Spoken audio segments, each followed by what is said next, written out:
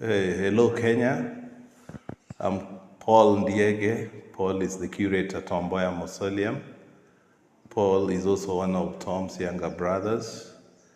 The Mboya Mausoleum in which we are stands within the Ndiege family homestead.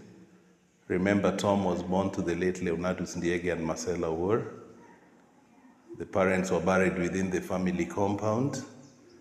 Tom was politically assassinated on the 5th July 1969, would be buried within the same compound just because by the time he was killed or assassinated, he was still resident within the father's compound. So the mausoleum in which we are was built 2 years after Tom's assassination of 5th July 1969.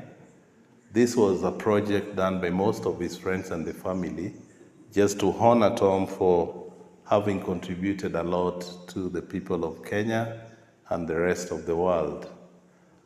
Tom is remembered as one of the leading lights in Kenya's struggle for independence, a pioneer trade unionist right from Kenya and into the rest of the world. We also remember Tom being a detribalized and racial leader who stood for one Kenya, one people. Tom hated negative tribalism but stood for positive tribalism. We initially see Tom as a Kenyan statesman, later becoming a Pan-Africanist with connections around Africa. About the time of Tom's assassination, he had grown into being an internationalist with connections around the whole world. So Tom Joseph Mboya was born on the 15th of August 1930. Though this is the ancestral home, Tom was born very far away from Rusinga Island. By that time, his father, the Mzee Leonardus Ndiege, was working in a sisal estate in a place called Kilimambogo, Oldonyo Sabuk, into the then Ukambani district. Under the colonial government, Ndiege would work under one white settler by the names William Macmillan. As Ndiege worked and lived in Kilimambogo, Ndiege and Marcella, the mother, were blessed by the great son, Tom. So Tom would start his education at Kabah Mission School in Ukambani, later transferred into St. Mary's Yala in Luo Nyanza. As Tom was now ready for high school, he would travel further into central part of Kenya, where he joined a high school then called the Holy Ghost, which is today Mangu High School. Tom would have it a bit rough in terms of payment of school fees. As his father Ndiege retired home from his job at the Sisal Estate, there was no one to pay for Tom's school fees. So Tom would have no other ways but to drop out of Form 2 at the Holy Ghost, today Mangu. Tom had been a Christian, a staunch Catholic faithful, who would later get a helping hand from one of the Catholic priests. The priest offered to assist in Tom's education by paying his school fees, but would choose not to return Tom to the Holy Ghost or Mangu, but instead enroll Tom into an institute then called the Royal Sanitary Institute in Lower Kabete, Nairobi.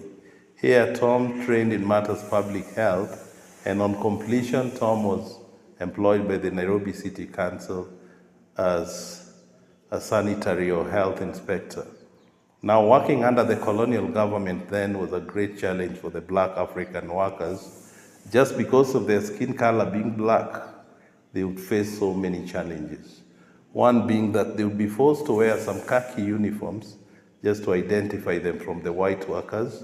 As they went about their duties, they would have to trek or walk to their workstations, as the whites would be driven in Land Rovers. They would not be allowed to inspect the white man's premises just because of their skin color being black. And the worst part would be that they would only be paid a fifth of what a white man doing the same job was paid.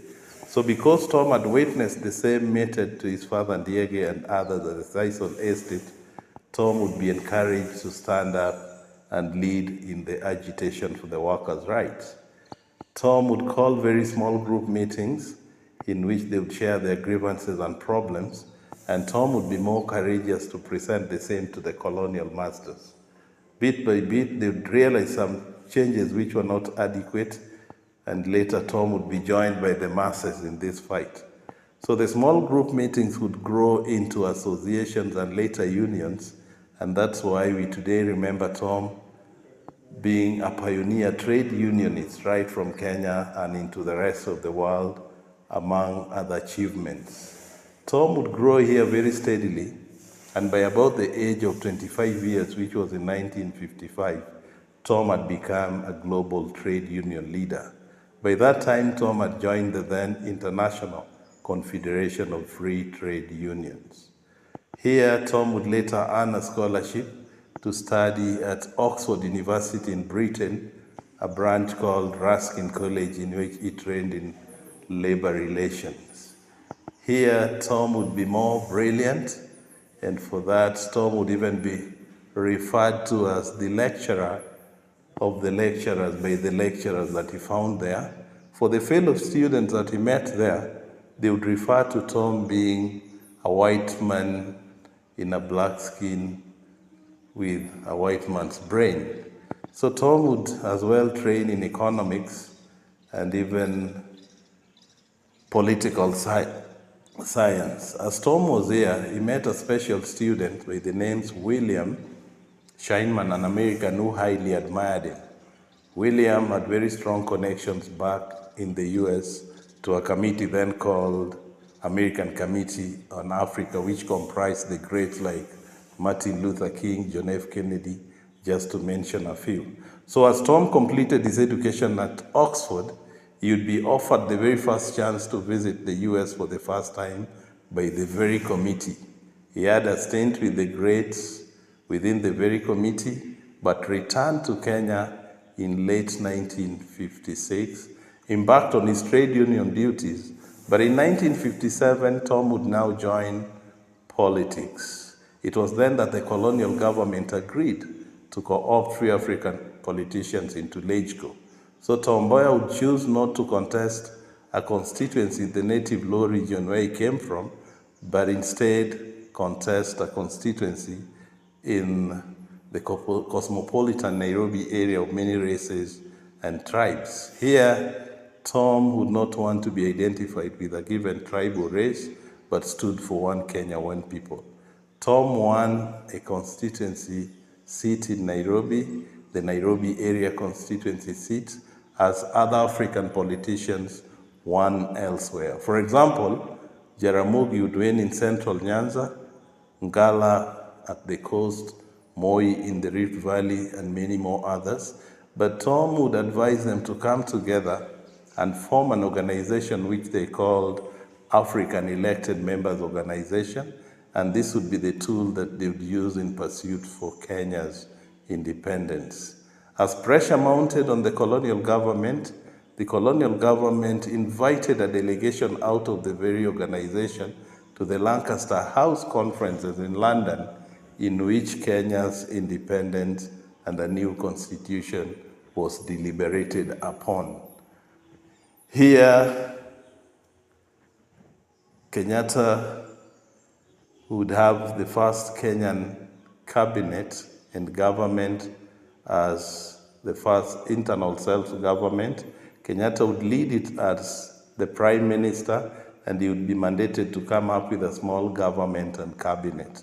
Within that very first cabinet of 1963, Tom served as Kenya's first minister for justice and constitutional affairs, and that's why Tom would have a very big hand in the drafting of the very first constitution.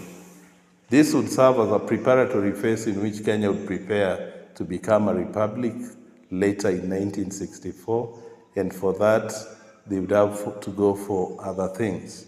Apart from the constitution, Kenya would now go for the national flag.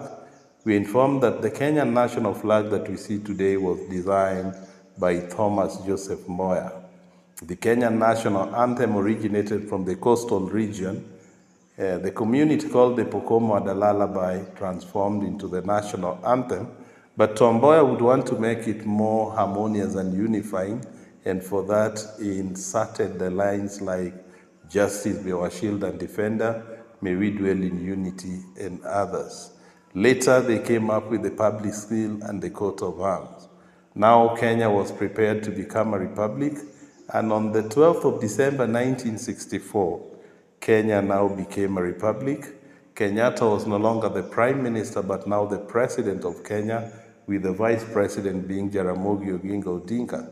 As they founded the second cabinet of 1964, Tom Mboya would no longer be the Minister for Justice and Constitutional Affairs, but would now be the Minister for Economic Planning and Development.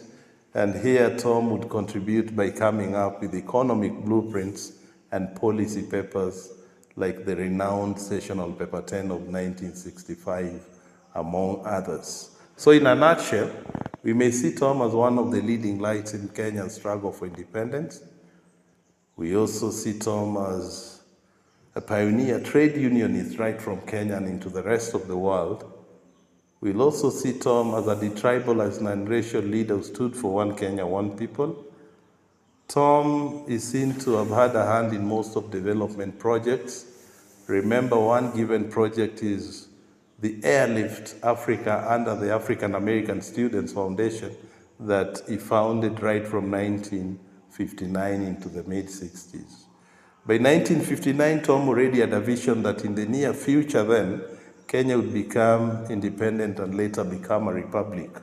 For that, he knew that the whites who held high offices in terms of the economy in Kenya would live into their country, and for that, Kenya would need well-trained and knowledgeable personnel to take over in the running of the affairs of the country.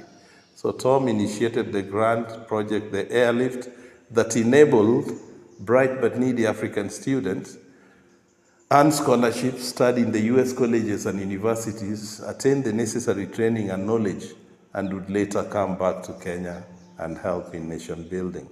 We have an array of beneficiaries in the names of the late Wangari Maathai, the late Barack Obama Sr., the late journalist Philip Ochieng, among others across Kenya and across the whole of Africa. Tom, a man who did a lot in terms of contribution and achievement, would be politically assassinated on the 5th July 1969. That was on Government Road in Nairobi, today Mboya Avenue. People believe that Tom was killed on Tom Mboya Street, but the fact is Tom was killed on Government Road, today Mboya Avenue. The today Tom Mboya Street was then called Victoria Street, renamed Tom Mboya Street 2 months after Tom's assassination. Tom would be politically assassinated out of his high profile and illustrious career as a brilliant, charismatic politician who had been seen as an obvious successor to the then President Jomo Kenyatta in what would become Kenya's Kenyan election of 1969. So Tom, on the fateful day, had worked in his official office in town, Nairobi. As Tom had left his office driving himself along Government Road, he would want to buy some medicine to carry home to his home in Lavington, and for that he parked his official car and walked into a pharmacy then called the Chani Pharmacy. It was here that as Tom was walking out of the pharmacy, met the assassin Isaac Naashon Jenga Njoroge, who shot him twice. As Tom was rushed to Nairobi Hospital, Tom was pronounced dead. So with such news erupted chaos, demonstrations, and for that the country would become a bit ungovernable. For that, Tom would be buried as quickly as possible. Tom's body was driven all the way to Rusinga home, and the body arrived here on the 10th of July, lay overnight into the 11th of July, in which the burial was conducted just right where the grave is. 2 years later, most of Tom's friends and the family chose to have Tom remembered and honored by putting up a permanent memorial. This is called a mausoleum. A mausoleum means a final resting place of a great person. This is where the remains are preserved as well as the history. We are within the Tom Mboya Mausoleum Hall, in which most of Tom's collections are preserved in terms of mementos, awards, honors. The starkest reminder of Tom's assassination here remains the briefcase which he was carrying when he was shot. Actually, if you give it a keen look, you may reveal some faint traces of blood stains on it. We have a lot of artifacts from different regions that Tom visited, the flag that draped Tom's casket. Our African politicians do carry the fly whisk, and Tom would also carry either the white one that symbolizes peace or the black one that symbolizes our dark complexion as a black Africans, among many more collections. So the mausoleum was built 2 years after Tom's death, and that was in 1971. The architect who drew this plan was an American who decided to have the gallery building in the shape of a bullet. So this symbolizes the bullet that felled Tom. On either side of the door, when closed, we see an inversion of a coffin shape, and right on the face of the door is the cross. So Tom had been a Christian, a devout Catholic faithful. Right beside Tom's grave is another grave, and this is the grave of a friend and a former fellow student at Oxford by the name William Scheinman. William, as a very close friend of Tom's, had chosen to write a will to the effect that in death, his remains be cremated back in the US, so that part of the cremated remains are flown to Kenya so that they are buried side by side. William would live 30 years after Tom's assassination of 1969 into 1999 March, but he would be coming for Tom's memorial every year and also kept an eye into the projects that Tom left incomplete, of which some he ensured were completed. So William would make his last visit here in March 99.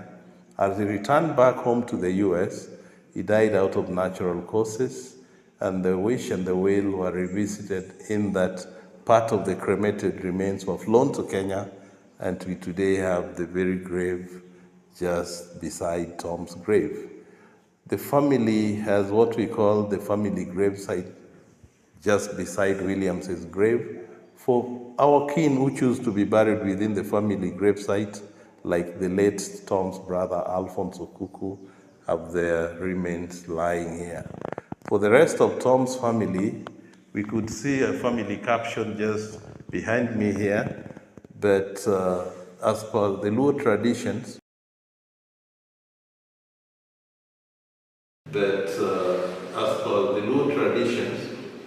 Tom's family, under the late wife of Mboya, would relocate and establish a homestead along Mita Homa Bay Road, a place called Lambwe Valley.